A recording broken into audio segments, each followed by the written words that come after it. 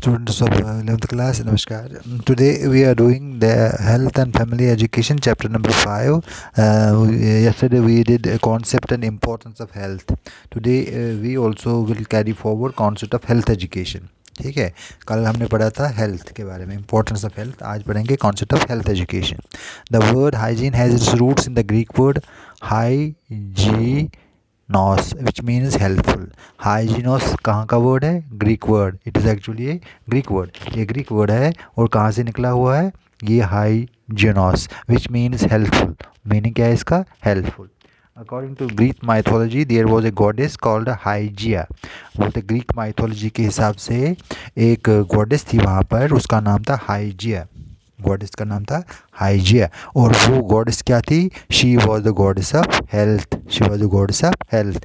जैसे हम बोलते लक्ष्मी माता किसकी गॉडेस है? वेल्थ की, है ना. लक्ष्मी माता वेल्थ देती है, दौलत देती है. तो इसी तरह से वहाँ भी ग्रीक में भी उनकी एक देवी थी, उसका गॉडेस का नाम था हाइजिया एंड वो गॉडेस ऑफ हेल्थ थी. उसी पर नाम में इसको रखा गया hygiene. The purpose of hygiene is to allow and guide man to live in a healthy way. इसका पर्पज़ क्या है? हाइजीन का पर्पज़ क्या है? Is to allow and guide man to live in a healthy way. तो hygiene का purpose था कि to allow a person, to allow human beings to live in a healthy atmosphere, healthy way in relationship with the environment and surroundings. Healthy way किस तरह से? अगर environment और atmosphere आपका सही हो, सराउंडिंग्स आपकी सही हो, तो आपकी हाइजीन भी सही ढंग से आगे चलेगी, ठीक तरह से चलेगी. नहीं तो आप अपने आप को साफ़ रखो लेकिन सराउंडिंग्स और एनवायरनमेंट साफ़ ना हो तो उसका कोई फ़ायदा इतना ज़्यादा नहीं मिलता. हाँ, फ़ायदा ज़रूर मिलता है लेकिन ज़्यादा नहीं मिलेगा ना. ठीक है, गंदगी में बैठे हो, आप साफ़ सफाई करते हो, साबुन लगाते हो, रोज़ टूथब्रश करते हो, नए कपड़े लगाते हो, लेकिन आगे पीछे दाएँ बाएँ गंदगी है तो उसका ज़्यादा इसका अच्छा प्रभाव नहीं पड़ेगा. यही बोलते. तो अब डेफिनेशन पर आ जाएंगे हम. According to Anthony Cottrial, hygiene is very roughly the process of making things difficult for germs. Hygiene क्या होता है? हाइजीन को अगर रफली हम माने तो ये किस्म का प्रोसेस है, एक किस्म का तरीका है जिससे जर्म्स को हम डिफ़िकल्टी देते हैं, जिससे जर्म्स के लिए हम मुश्किलें पैदा कर देते हैं. Making things difficult for germs. Germs के लिए हम मुश्किलें पैदा. जैसे आपका हाथ गंदा है, साबुन लाई, साबुन से हाथ धोया तो जर्म्स जो थे वो मर जाते हैं. ठीक है, निकल जाते हैं, उनको हम रिमूव कर देते हैं. तो उससे हम उनकी हालत को बिगाड़ देते हैं, उनको हटा देते हैं. तो वही हो गया making things difficult for germs. Health education actually guides us towards good health. Health education का क्या मीनिंग है? हेल्थ एजुकेशन का माने या ये है, काम इतना ही है कि वो हमको गाइड करता है टुवर्ड्स गुड हेल्थ. ठीक है, हाइजीन अच्छी हो तो हेल्थ गुड रहेगी, अच्छी बात है. ठीक है. तो today we are living in a more complex situation. आजकल तो हमारे लोग जो है कॉम्प्लेक्स सिचुएशन में रहते हैं. कॉम्प्लेक्स सिचुएशन क्यों? क्योंकि पोल्यूशन ही पोल्यूशन है हर जगह. ठीक है. The technological advances have created hazards for living beings. Technological advancement जो हुई है, जो भी एडवांसमेंट हुई है टेक्नोलॉजी द्वारा या किसी और तरीके से, उसने तो इंसान के लिए बहुत ही मुश्किलात खड़ा कर दी है. हाँ, क्रिएटेड हैज़ार्ड्स, बहुत ही ख़राब स्थिति हमारे लिए पैदा की है. The cause of different types of elements is the germs. अगर कोई हम बोलें कि ये बीमारी कैसे हुई आपको, दूसरी बीमारी कैसे लगी, तीसरी बीमारी कैसे लगी, स्टार्ट कहाँ से होता है? स्टार्ट तो जर्म्स से होता है, स्टार्ट से गंदगी होता है, स्टार्ट से एटमॉस्फेयर एनवायरनमेंट ठीक नहीं होता है, पोल्यूटेड एटमॉस्फेयर होता है. तो if the germs and causes of different diseases are kept away, अगर जर्म्स और डिफरेंट डिजीज़ के जो काजेज़ होते हैं तो वो ख़त्म कर दिए जाए, वो रिमूव कर दिए जाए, उनको दूर रखा जाए, the body shall remain healthier. Automatically body जो है वो क्या रहेगी? हेल्दियर रहेगी. If the health of people in a community remains disease free, अगर कम्युनिटी में लोगों का क्या होगा? होगा, हेल्थ ठीक रहेगा। If the health of people in community remain disease free अगर रहेगा, मतलब उनमें कोई बीमारी नहीं होगी, naturally the whole community, village, town, cities would be safer.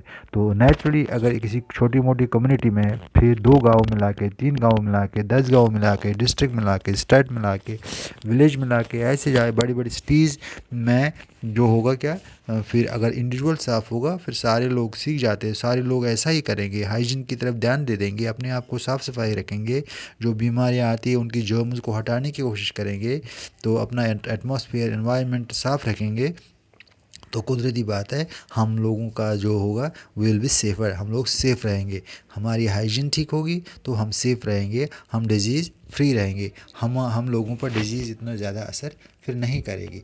इस तरह से ये आपने पढ़ा concept of health education, concept of health education does not, अब और एक थोड़ा सा इसका हम पढ़ेंगे आज। तो health education does not exist in isolation. आप बोलो हेल्थ एजुकेशन खुद ही आ जाएगी आइसोलेशन में बैठ के, अकेले ये काम करेगी, कैसे करेगी ये काम हेल्थ एजुकेशन, ठीक है। It is depend and closely related to other things such as housing, economic security, agriculture prosperity, dependent है ना किस चीज़ पर, related to other things. Housing मतलब होगा जहाँ आप रहते हो, घर, मकान, बैठना, उठना, फिरना, घूमना, ठीक, स्कूल जाना आना, ये तो हाउसेस में सारा आएगा। मेडिकल फैसिलिटी, आपने हाउस बनाया तो उसके साथ साथ ये सारी चीज़ें होती है, दुकानें होती है ना। तो फिर इकोनॉमिक सिक्योरिटी में थोड़ा इंसान के पास पैसा भी होना चाहिए ना, तो आपने दवाई लानी तो पैसा भी होना चाहिए, ठीक, आप साफ सफाई करना, साबुन के लिए भी पैसा होना चाहिए, थोड़ा घर भी आपका थोड़ा अच्छा सा होना चाहिए। ये सारी सुख सुविधाएं तभी आएगी जब इकोनॉमिक सिक्योरिटी हो, जब आपके पास थोड़ा बहुत पैसा तो होना ज़रूरी है। इंसान गरीब ज़्यादा ना हो तो फिर ये चीज़ें कहाँ से बेचारा खरीद के लाएगा, जो गरीब हो वो कहाँ लाएगा, अब रोज़ रोज़ के साबुन लाएगा, रोज़ रोज़ की सफाई करेगा, रोज़ रोज़ के फिर कुछ फ्यूमिगेशन करेगा, रोज़ रोज़ के कितनी सारी खर्चे होते हैं। तो थोड़ा बहुत इकोनॉमिक सिक्योरिटी होनी चाहिए एंड एग्रीकल्चर प्रॉस्पेरिटी भी। तो मैक्सिमम लोग जो है यहाँ पर एग्रीकल्चरिस्ट ही है ना, यहाँ पर हमारे देश में ज़्यादा लोग ज़मींदारी ही करते हैं अभी भी, तो उनमें भी प्रॉस्पेरिटी होनी चाहिए ना। प्रॉस्पेरिटी का मतलब हो गया उनके पास भी थोड़ा पैसा तो होना चाहिए, प्रॉस्पेरिटी होनी चाहिए, जो वो बनाते हैं, फसलें उगाते हैं, उसका अच्छा खासा पैसा आना चाहिए, तभी थोड़े अमीर, ज़्यादा अमीर ना सही, थोड़े बहुत अमीर तो अपनी सुख सुविधा के लिए जो चीज़ें ख़रीदनी पड़ती है बाज़ार से, उसके लिए बेचारों के पास धन तो होना चाहिए ना। तो वो कब आएगा, जब उनका एग्रीकल्चर जो भी प्रोड्यूस बनता है उसमें थोड़ा बहुत पैसा मिलेगा, तो वो अपने लिए सुख सुविधा की चीज़ें लाएंगे और अपनी हाइजीन का भी खास ख्याल रखा जाएगा, तभी जब भी उनके पास अच्छी हाउसिंग हो, इकोनॉमिक सिक्योरिटी हो, एग्रीकल्चर प्रॉस्पेरिटी हो। तो इस तरह से ये चीज़ें बहुत ही ज़रूरी है किसके लिए, हाइजीन के लिए, तो for making the life better, हाँ, अपनी लाइफ बेटर बनाने के लिए one should be having good housing and economic security, agriculture prosperity, and a person should be a bit rich also, ठीक है, so that he can spend money on the items that are required for keeping people or keeping oneself hygienically in a better way। हाँ, hygiene जो atmosphere भी हो, environment भी हो, ambience भी हो, हाउसिंग भी हो, ये सारा अच्छा ही अच्छा हो, दाएँ बाएँ आगे पीछे। तो इसके लिए फिर उसकी हाइजीन जब अच्छी आई तो हेल्थ एजुकेशन तो उसमें हमारे अलग अलग से कोई काम नहीं करती है एजुकेशन ना, ये सारे एजुकेशन जो है ये डिपेंडेंट है इन चीज़ों पर। तो बोले अलग खुद से ही आएगी तो ऐसा नहीं हो सकता है, ठीक है। तो इसलिए इतना आपने पढ़ा, तो कल हमसे इससे आगे जाएंगे कि हेल्थ एजुकेशन में है क्या क्या चीज़ें इंक्लूड होती हैं, that we shall do tomorrow. Okay, thanks a lot.